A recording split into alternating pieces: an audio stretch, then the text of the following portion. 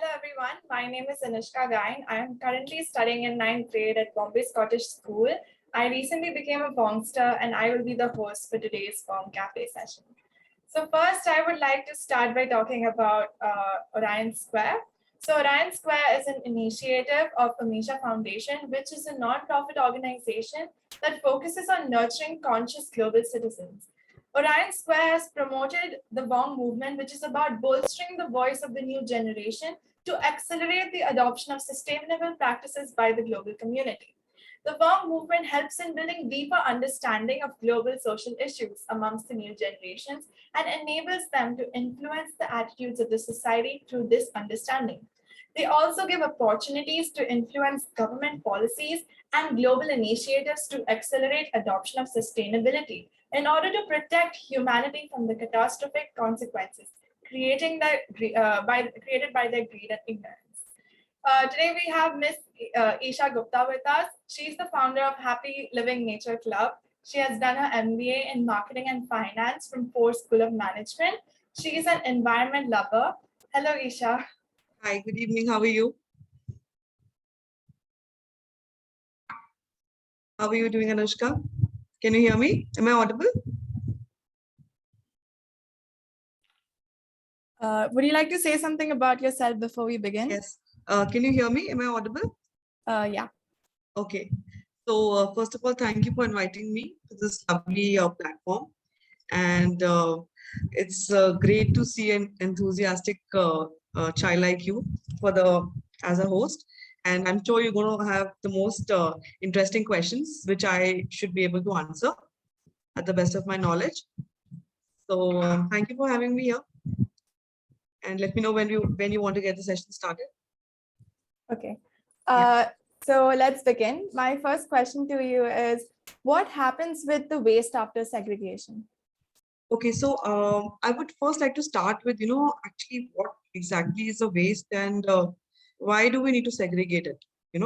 So actually, if you just see your home waste, I mean, whatever the basic waste that we generate, it consists of plastic, paper, and most of the things, like about 95% of the things are either reusable, recyclable, or they can be made into the wet waste of the kitchen, which are mostly comprised of more than 50% of our daily waste, can be easily composted. What is composting? Yeah, so composting is like using and making manure out of it, right? So actually what is a waste is basically something about like 5%, which includes your diapers, maybe the pads, maybe some razors, maybe some broken glasses or something, which is actually, a waste. So it is very important, especially in a developing country like India, to segregate your waste at a personal level, because at a community level it becomes very, very difficult, if you're giving out the waste is not segregated at a personal level. So coming back to your question, that what happens to the waste once it's segregated. So like there are a lot of MNCs, a lot of big companies, who are buying back this segregated waste, like plastics and papers and cardboards, and maybe unused stationery and all that stuff, and they use it, they recycle it. I mean, like if you do online shopping also, if you're buying from Myntra and all these places, so when you see their plastic bag, they tell you that it's a buyback thing. So you keep collecting it and you can give it back to them at a nominal price. So they recycle it, they use it for some other purposes, and the wet waste, mostly that is being used to produce a lot of fuel and biogas. So nothing exactly is a waste now. Only, and if it's not a waste till it's segregated. Unless it's not segregated, it's completely not usable for anything. So there is community-based composting and home composting. Which method of composting is better? See, if you're talking about a high level thing, where MNCs are involved, where they are using that wet waste for, producing fuel and all, then obviously they will be taking a huge chunk. But at a personal level, I would suggest, home composting is always better, because if you're talking about like colonies or people living, it's very important that you have individuals or people who are pretty compassionate, who are pretty willing to, compose on the behalf of the entire community. Because it's a huge pit that needs to be dug, then the entire waste of the area comes there. Okay, then you have, composting is an entire process. So at a colony and at a a community level, if you're talking about like with individuals, it becomes difficult. But yes, if you give it out segregated to your garbage collector, and any MNC or any connected person is collecting the waste, then they use it for a more purposeful way. I would suggest for people like us, home composting is the best. Okay. So what mistakes should we avoid while segregating waste and composting? See, segregating waste and composting, it's the most simple thing to do, Just have 3 bins in your house, right? So one, you just keep putting all your papers, your plastic, your cardboards, all your dry waste, right? One you keep for the diapers and the pads and the razors, and anything which is hazardous, maybe a broken glass, which you properly wrap it in a paper and then in a polythene and then just give it away. And the remaining is your kitchen waste. The kitchen waste, either there is this composting bin where you directly just compose it, or you collect it in that bin and give it to the garbage collector. So it's just a story of basically having 3 bins in the house and putting it in the right bin. And then when you're giving it out, you give it out in the right bin to the garbage collector. And in fact, if the garbage collector is not carrying separate bins, you should initiate that guy, to have separate bins for the dry and the wet waste. Definitely will take that to note. Yeah. Okay, so how can we keep pets away and control the smell of compost if we are composting near our homes? Yeah, so composting, there are a lot of options available as far as the composting bins are concerned. So you have something in a huge terracotta bins, okay, like they are huge, they are very heavy, and it becomes little difficult, if you don't have enough space for it, and especially, for nuclear families, it's a huge 3 layer bin. Okay, so and obviously it attracts a lot of flies and all, unless and until you have a good sunny area to keep it. So now there are a lot of options available. You have those plastic bins, okay, which can be like, they're airtight, right? And they have those aerobic is like, the air can go inside. So they have it, the holes and all. So they are basically designed for nuclear families. So, they just need a corner of your house. You keep your daily waste and obviously a little sunlit area, So now there are a lot of options for composting.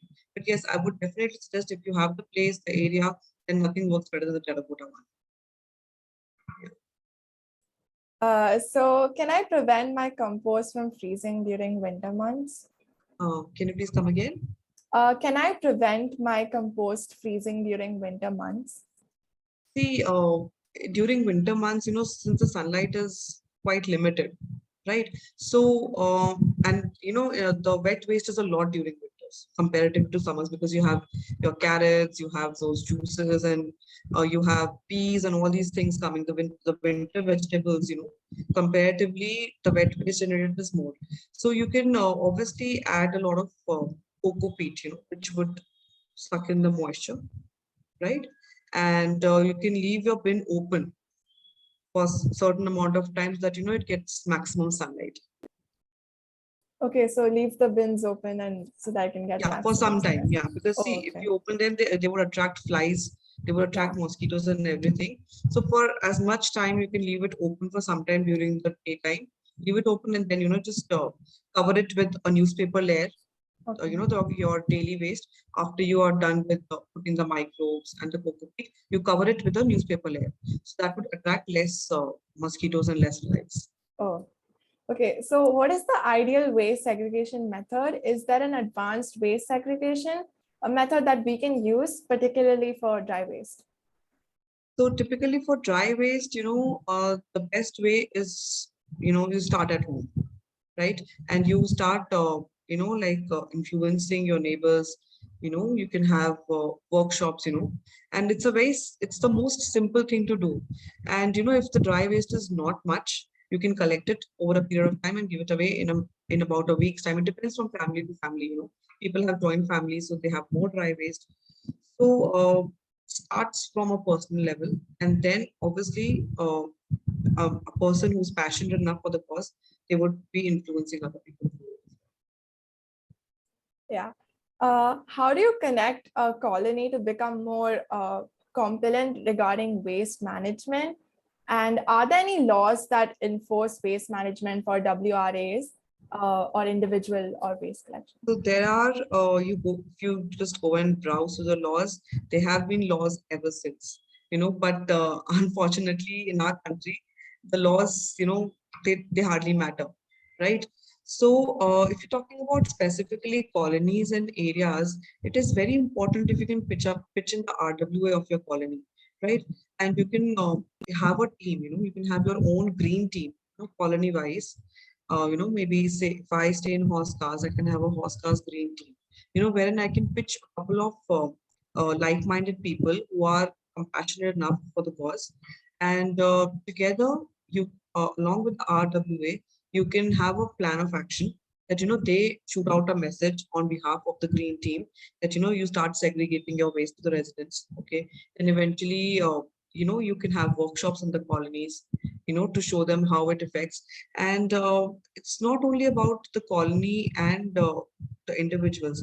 You have to equally educate the garbage collectors, because what they feel, they have an insecurity feeling that, if people would segregate the waste, they would right away give it to, these kabadi walas and all these people, for money. But then you have to make sure that, that person has a faith in you, that if you're giving a segregated waste, it's going to save on his time on segregation one. And if the waste is segregated, they can easily go and sell it and make the money out of it. And obviously the hygiene factor makes a lot of difference, because they don't have to actually segregate amongst the hazardous waste and the dry waste and all that. So it's for their own benefit, and they save on to a lot of time of segregation. How can students change people's attitudes regarding waste management and waste segregation? I've always felt, I've always worked with children, and I think they are the biggest inspiration. Children and students, I mean, the kind of impact they have, you know, they can obviously, I mean, I have seen, I mean, like in places like Gulmohar Park and all, we used to have a lot of workshops and all. They actually used to go to the aunties and they used to say, auntie, aap apna waste segregate kara karo na. Acha, kitna acha hota hai environment ke liye. And what you can do to encourage them is that, you can have very motivating workshops with, right? And maybe in a colony park, in a nice, when the weather is good, any colony area, they can make posters, and they can just simply hang the posters in the colony, that start segregating your waste. You can have slogans, and they enjoy doing all these things. So, and the way children can influence, nobody else can influence.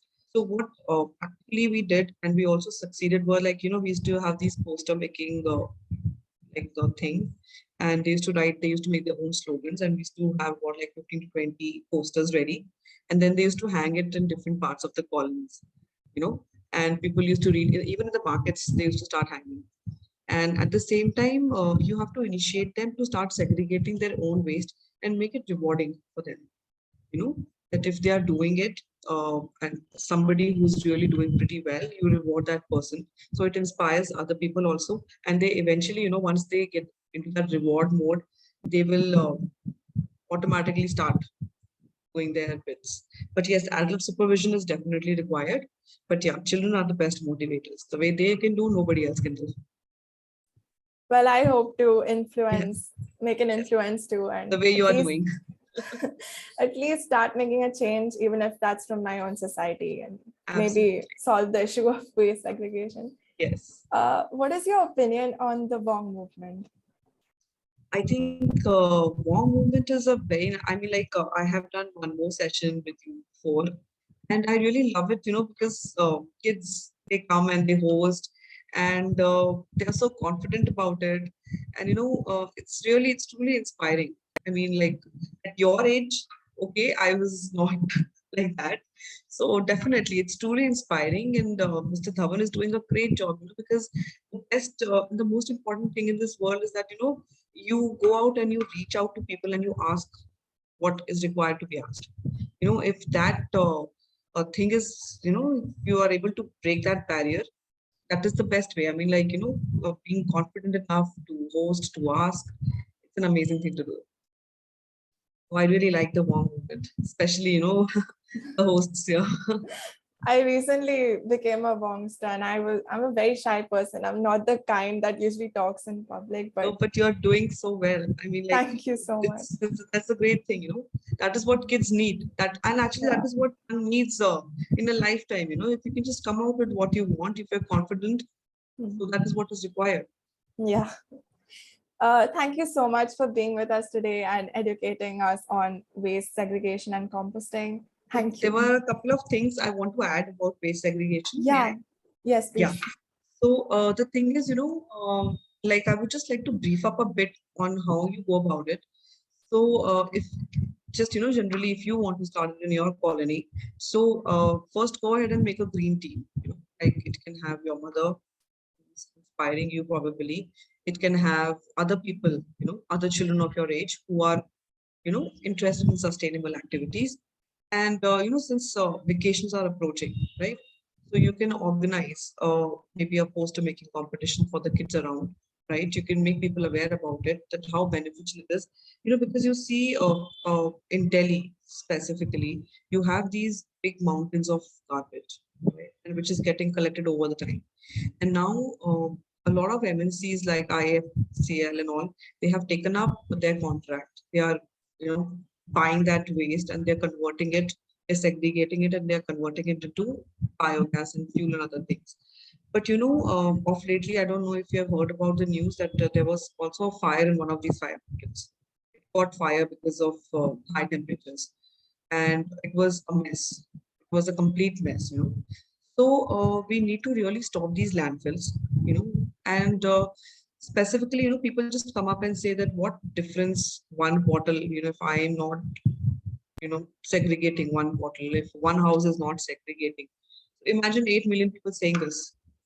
So the impact is too much, So it's important to segregate. It just requires 3 bins in your house. It just requires to get in line with the RWA and the garbage collector, because there are different ways the RWA operates, right? And everybody, actually the segregated waste is, it's very valuable. It's not something which, it's not a waste actually, because you get a good price for these cardboards, these plastics and all. And most of the plastic which is being used is it's recyclable, right? So there is, at a point, if people really start segregating well, we don't need to produce more of this plastic. If this plastic, gets recycled again and again and again, because, it's actually destroying the entire life cycle. If I'm sure you would have read and, you know about all these things. And what else you can do is you can always motivate children. Yes, the way I've told you, and you can always motivate your garbage collectors of your area. If they are doing their job well, right? You can reward them with maybe a bag of sugar or something, something which is useful to them, and you can acknowledge their efforts. Because in a developing country like ours, uh, it sounds very. I mean, like they are the main waste management people in our country. Because they are the one who are actually segregating waste from every size and points. So they are the actual waste management heroes in our country. So it's very important to, acknowledge their efforts, reward them so that, they do it even better. I mean, they go to houses and they tell them that you please segregate your waste and give it properly. So the inspiring factor, the influencing factor works the best, because having fines, having challans, it's okay. I mean, like people would definitely, they will have to if they are fined. But the inspiration, the influence, and the impact goes a long way, right? So this is another thing I would like to add. And about composting, I would like to add a couple of more things. So there are a lot of, you know, very light composters, plastic composters available. Composting the way it used to be earlier, it has come down to a very simpler process. You have microbes, which help in composting. You have them in liquid forms, right? So it really helps you in a long run, because if you are having plants in your houses, right? So that's the richest manure. Compost is also called the black gold. It is the richest manure which you can provide to your plants free of cost, okay, and out of your own house waste. And in fact, we have also a lot of people, because I've been composting for a lot of years now. So during Diwali, we also give out composting. I mean, it's a gift, a small packet, properly wrapped of compost. It can be gifted also, right? And you can use that compost if you have an excess of it. You can use it in your colony parks, in the plants and all. So, and home composting is it's a fun activity for children also. I mean, the moment you started, you indulge them, it's going to be a part of, and because of population, community composting is not very successful in our country. Unless and until like you have a group of people who are really taking care of the compost bin, which you have for your society. Because in monsoons, it becomes a mess. You have to keep rotating the waste, it becomes a mess. So unless and until it's somebody who's really passionate about it, through and through, will do it. But at home, it's not that difficult. It's easy, and the outcome is very beautiful. I mean, like I've actually seen plants, they bloom out like anything with compost. So you really don't need to add on to anything else. So, and the remaining 5% of the waste, you can just give it out. Okay, then there's one more kind of a waste, which is like, your old bags, clothes, your the stationery which you don't want to use, right? There's so many more things which is a waste to you, but not to others. So, there are various organizations. You would just have to Google it, right? There are various organizations which take away these things and they distribute it to the real needy people. Because it doesn't make sense to give it away just to anybody on the road who would not even value it. And there are organizations who take away these things. They segregate old clothes, bags, whatever you don't want to use, maybe a used pencil or something, you want to give it away. And if it is in very good condition, they would just put it up on a price tag of 10 rupees and sell it off. And there's one more thing which we've been doing. Like we organize something called a happiness sale, right? This you can have it in your summers, or it's just a fun activity. So whatever is extra in your colony, the ladies have the bed sheets, the old clothes, CDs, books, shoes. They just want to discard. They don't know where the hell it should go. So you just organize a happiness sale in any of the parks or in any community area. And you put up boards for these for all the helpers. That everything for rupees 10. So we've done it twice, and we had a footfall of more than 200 people, right? And everything was like, and we had huge, I mean, like more than, you can say 1,000 piles of clothes and bed sheets and old toys, which people didn't know that, what did we do out of it? And they actually got those boris and they bought it for 10 rupees. And that entire, I mean, it was a huge, I mean, I don't know if we've been to like these markets full of stuff. It was like that only.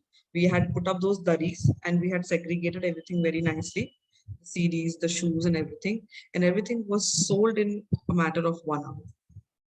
And we had a footfall of more than 200 helpers who had come and they were actually booking their stuff. We want this, please, madam, keep this for us. It was such a fun thing to do. And whatever money we collected out of that, we had put it into rewarding these children and the garbage collector. So all these, small activities in a long run, they make a huge difference. And everything, which was there, it was practically a waste for other people. They didn't want it. So, and it has gone to people who really will use it properly. Because, even if you pay 10 rupees for something, you would use it. It's not going to be like misused. So these are a couple of things, you can have, you can do, and start from your own home. Okay, show how much difference it's making.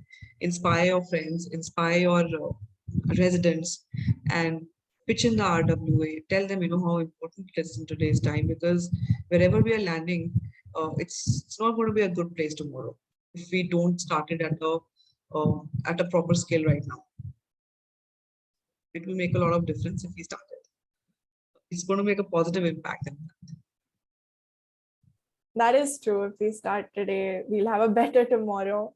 That was So very inspiring. right. So in Delhi, you know, if somebody is based in Delhi, they should definitely visit the Aurobindo Ashram at the Mothers International Schools. They have a huge facility, okay, wherein a lot of people they give away the stuff which they don't need at home, and they segregate it, and they have a proper shop, you know, where they put the things for 100 rupees, 200 rupees, and people they come and buy, and the remaining things they go to places where it's recycled. So they are like that. There are huge facilities, you know, where a lot of NGOs, a lot of people are into it.